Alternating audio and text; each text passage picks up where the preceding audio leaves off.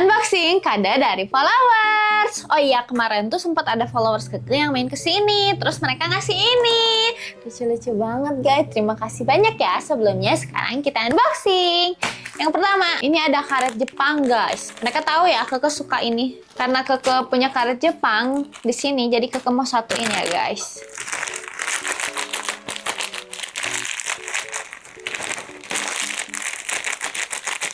Yeay, karet Jepang Keke jadi banyak. Yang kedua, ini ada jepit stroberi gitu loh.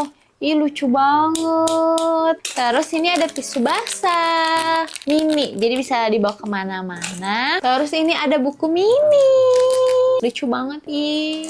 Terus ini ada, ini kayak bentuk minuman gini ya guys, tapi dia tuh dalamnya ada apa ya? Kita buka ya guys. Oh gini.